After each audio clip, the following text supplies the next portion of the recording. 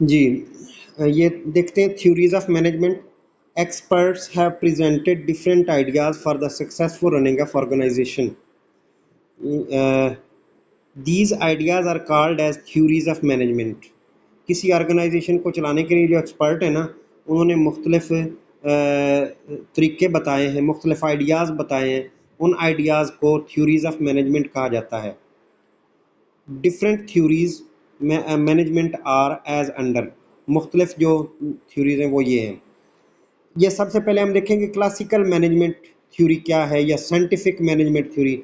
इसको scientific management theory भी कहा जाता है, क्लासिकल मैनेजमेंट भी कहा जाता है। तो this theory was presented by Frederick W Taylor. Taylor ये फ्रेडरिक डब्ल्यू टेलर की थ्योरी, साइंटिफिक मैनेजमेंट थ्योरी।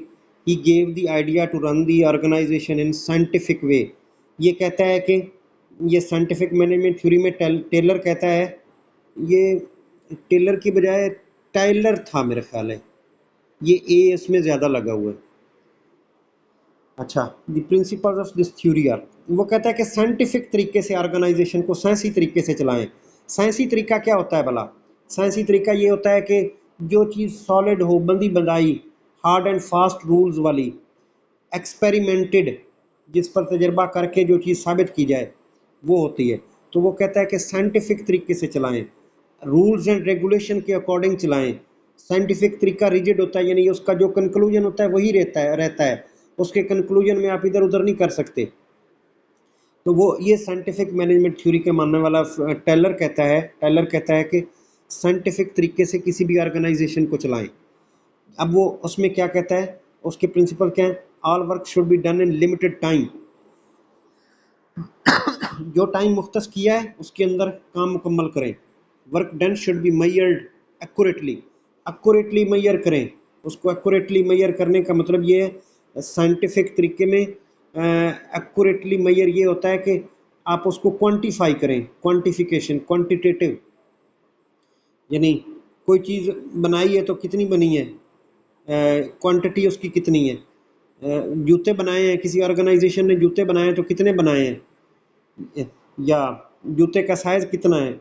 ये इसको मैयर करना, मैयरमेंट समथिंग क्वांटिटेटिव, नंबरों के अंदर, इन नंबर्स। मैयरमेंट का मतलब होता है कि इन नंबर्स वो जो भी काम करते हैं उसको एक्यूरेटली मैयर करना है, लिमिटेड टाइम में काम करना है, एक्यूरेटली मैयर करना है।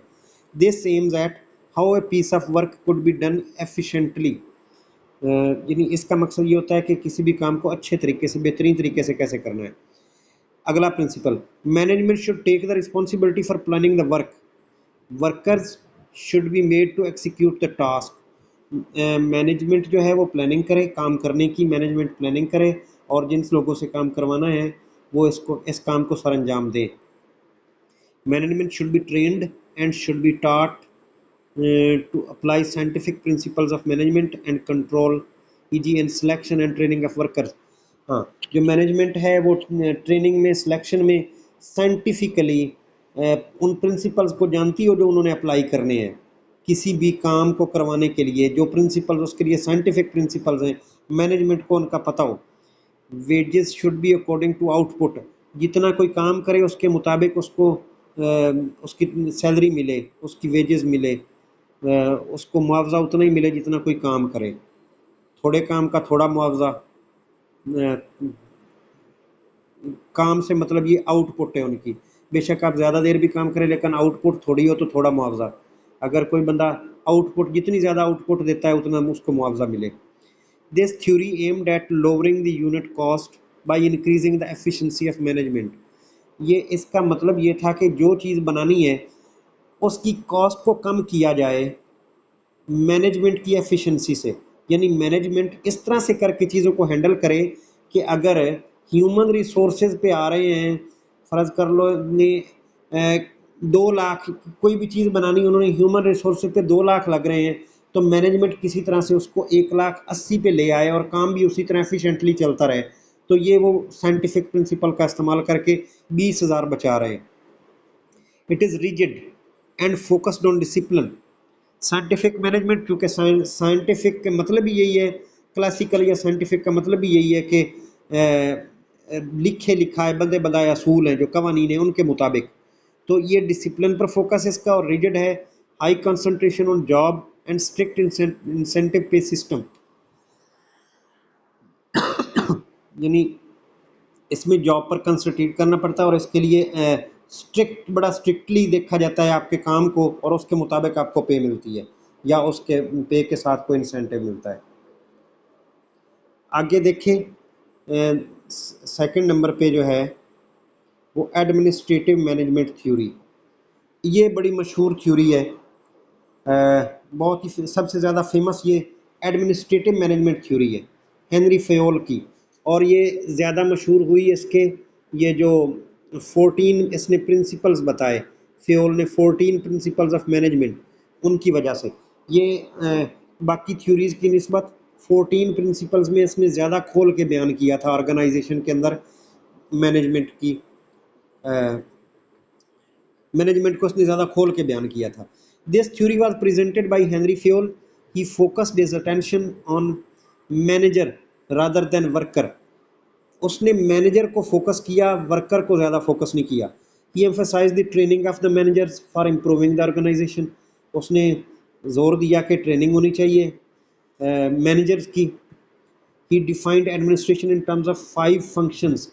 उसने 5 फंक्शन, उसने भी ये 5 फंक्शन बताए हेनरी फेयोल ने भी, कि एडमिनिस्ट्रेशन ये 5 फंक्शन सर अंजाम देना चाहिए उसको: planning, organizing, commanding, coordinating and controlling. ये इसको पीओ और ट्रिपल सी, ये आप कह सकते हैं, ये हेनरी फेयोल ने ये 5 बताए थे फंक्शन कि ये होने चाहिए एडमिनिस्ट्रेशन के अंदर। अब उसके जो ये बड़े फेमस 14 प्रिंसिपल्स हैं, वो 14 उन प्रिंसिपल्स को देखते हैं। डिवीजन ऑफ लेबर, पहला, the more people specialise the more efficiently they can perform their work. यानी डिवीजन ऑफ लेबर का मतलब ये होता है कि काम बांट लिया जाए। स्कूल के अंदर जो मैथ वाला टीचर है उसको मैथ पढ़ाने दी जाए, इंग्लिश वाला टीचर को इंग्लिश पढ़ाने दी जाए, जो माली है उसको बाग का काम करने दिया जाए, जो हेडमास्टर है उसको वो सबको मॉनिटर करने का काम दिया जाए। यानी हर बंदा जो है वो अपना काम, अपना अपना काम कर रहा हो, उनके अंदर काम बांटा हुआ हो। या आपके पास स्कूल के अंदर दर्जा चारम के 4 मुलाजिम हैं, तो किसी को आप गार्डन की सफाई करने का कह दें, किसी को प्लॉट साफ करने का कह दें, किसी को, यानी आपने उनसे सफाई करवानी, किसी को रूम्स की सफाई का कह दें। हर बंदे की डिवीजन ऑफ लेबर, तकसीम की हुई हो लेबर, एक ही बंदे पे ना हो, सारी जिम्मेदारी एक ही बंदे पे ना हो, डिवीजन ऑफ लेबर हो।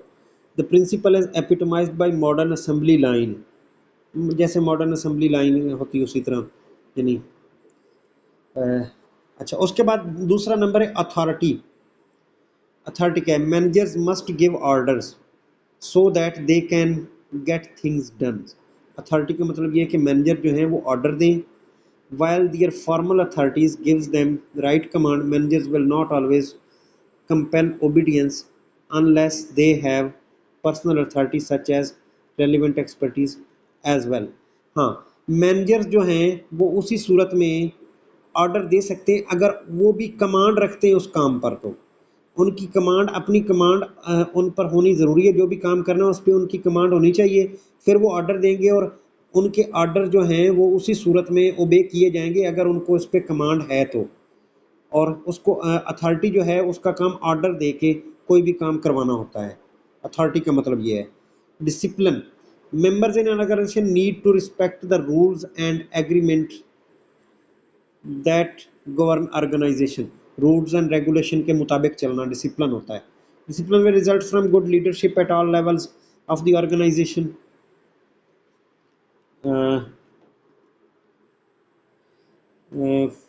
ये कुछ लिखा हुआ है, fair agreements such as provision of rewarding superior performance and judicious enforcement penalties are for इन्फ्रैक्शंस।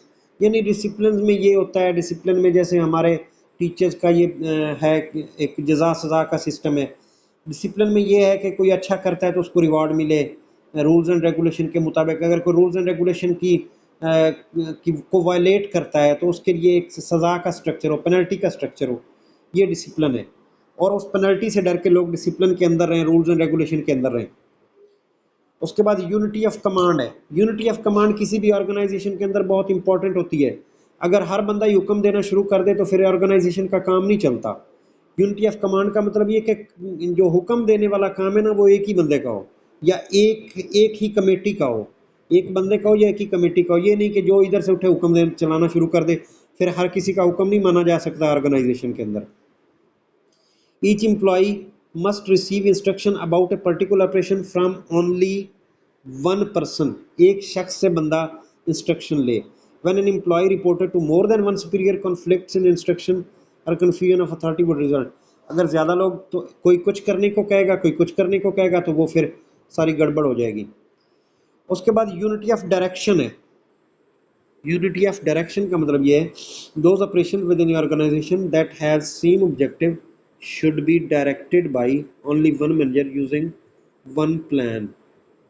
For example, the personnel department in a company should not have two directors, each with a different hiring policy. Direction का मतलब ये कि जो भी काम करना है, अगर एक काम एक बंदे के ज़िम्मे लगाया है तो दो बंदे उस काम को ना करें, दो बंदे उस काम के बारे में डायरेक्ट ना करें, दो डायरेक्टर जो हैं वो डायरेक्ट ना करें, क्योंकि दोनों की पॉलिसीज़ मुख्तलिफ हो सकती हैं। इसलिए एक डायरेक्टर जो एक पॉलिसी के साथ एक डिपार्टमेंट को अपनी पॉलिसी के साथ चलाए, दूसरा दूसरे डिपार्टमेंट को अपनी पॉलिसी के साथ चलाए। यानी जो डायरेक्शन है, या जो डायरेक्शन में वो आ जाती है ना, आपकी डिसीजन मेकिंग भी आ जाती है।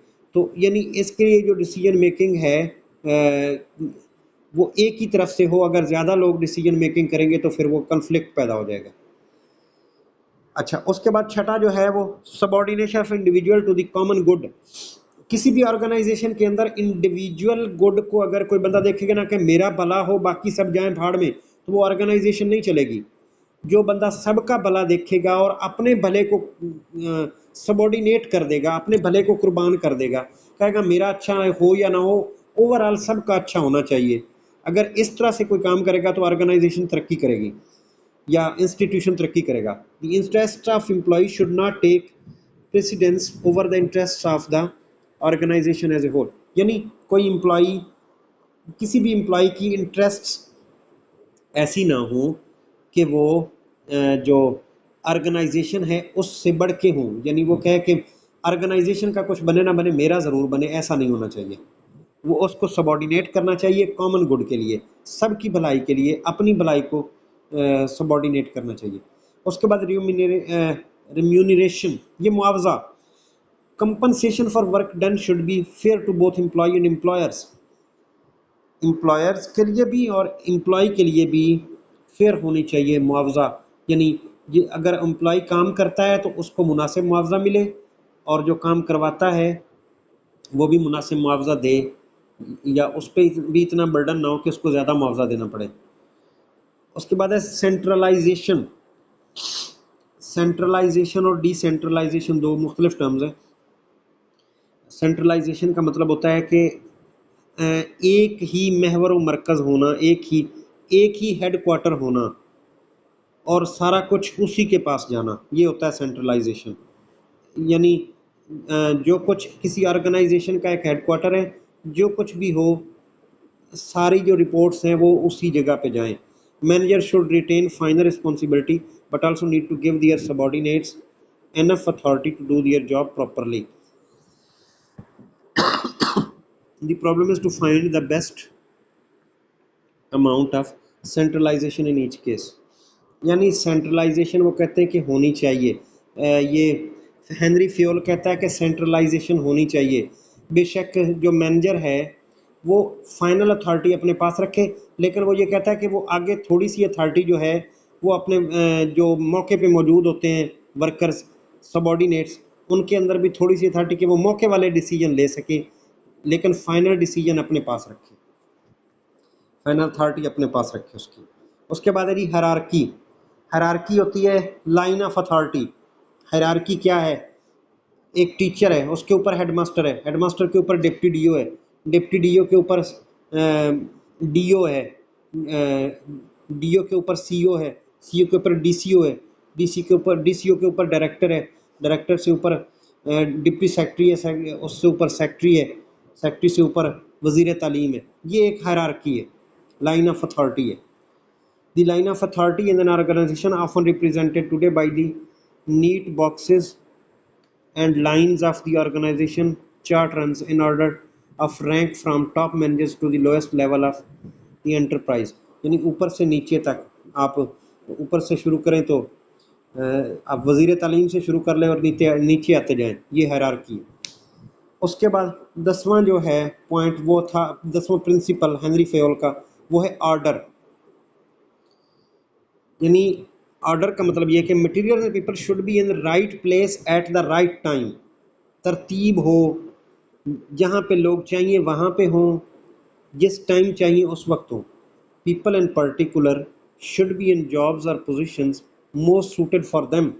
अब एक बंदा जो है वो मैथ पढ़ाता है, उसको आप कहें इंग्लिश पढ़ाए तो नहीं, वो सूटेबल नहीं है। मैथ वाले को मैथ दें, इंग्लिश वाले को इंग्लिश दें, जो ज़्यादा सूटेड है उसको वो वाली जॉब उसको दें। उसके बाद है जी इक्विटी। इक्विटी कहते हैं नेचुरल जस्टिस, सोशल जस्टिस को भी आप कह सकते हैं। नेचुरल जस्टिस वैसे इक्विटी, सोशल जस्टिस भी आप कह सकते हैं इक्विटी को। Managers should be both friendly and fair to their subordinates. Fair होना चाहिए, फ्रेंडली भी होना चाहिए। इक्विटी का मतलब ये है कि एक सोशल जस्टिस होना चाहिए, इंसाफ होना चाहिए, जो बंदा जो डिजर्व करता है उसको वो मिलना चाहिए। Stability of staff. Stability. A high employee turnover rate is not good for the efficient functioning of an organization। अगर किसी ऑर्गेनाइजेशन से बंदे निकलते जाएंगे ना, एम्प्लॉयज़ निकलते जाएंगे, तो वो ऑर्गेनाइजेशन अच्छे तरीके से वर्क नहीं कर सकेगी। अब ऑर्गेनाइजेशन जो है वो वर्क कैसे अच्छे तरीके से करेगी, अगर उनका ये टर्नओवर जो है, एम्प्लॉय टर्नओवर रेट, वो जो एम्प्लॉयज़ हैं वो उनकी जॉब से जॉब सेटिस्फेक्शन नहीं है उनको, या जॉब स्टेबिलिटी नहीं है, तो वो फिर उसको छोड़ के चले जाएंगे उस ऑर्गेनाइजेशन को। इसलिए स्टेबिलिटी ऑफ स्टाफ, स्टाफ की स्टेबिलिटी बहुत ज़रूरी है किसी भी ऑर्गेनाइजेशन के लिए। ये बदलते रहना स्टाफ, रोज़ बदलना स्टाफ, वो ऑर्गेनाइजेशन को कमज़ोर कर देता है। उसके बाद है जी 13th प्रिंसिपल है initiative. Subordinates should be given the freedom to conceive and carry out their plans. अब देखें, कुछ ऐसा होता है कि कुछ लोग जो है ना वो काम करते हुए अपना कुछ ऐसा तरीका लगाते हैं कि काम ज़्यादा बेहतर तरीके से होने लगता है। कोई नया तरीका लगा लेते हैं जिससे शॉर्टकट भी मिल जाता है। शॉर्टकट से वो यानी कॉस्ट भी लो हो जाती है, काम भी पहले से अच्छा हो जाता है। तो इस तरह का इनिशिएटिव जो है वो इनिशिएटिव वर्कर्स को वो लेने देना चाहिए।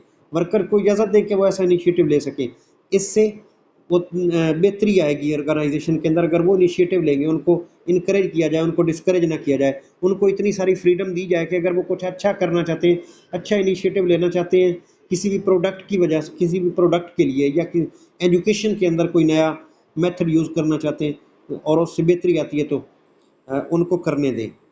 इवन दो सम मिस्टेक्स में रिजल्ट, बेशक थोड़ी बहुत गलतियां भी हों, लेकिन उनको ये इतनी आज़ादी दें कि वो इनिशिएटिव लें ताकि उससे नए रास्ते खुले। उसके बाद ये एस्पिरिट डी कॉर्प्स था, वैसे कॉर्प्स, ये एस्पिरिट डी कॉर्प्स, ये 14th principle. Promoting team spirit will give the organization a sense of unity.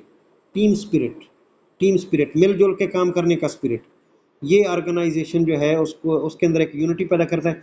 Even small factors may help to develop this spirit. Phil suggested the use of verbal communication instead of formal written communication whenever possible।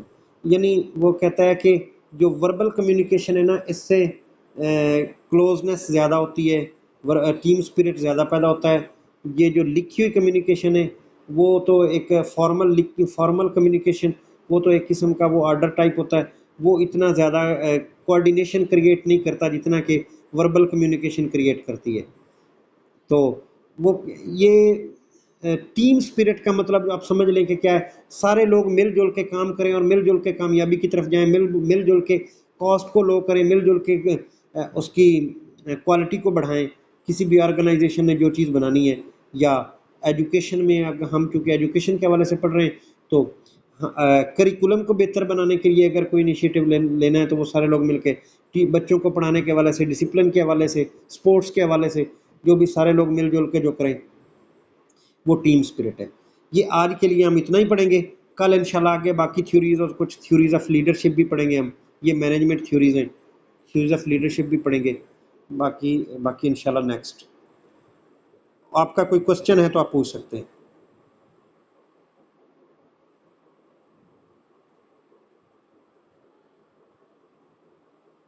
कोई question नहीं? चलें जी, thank you.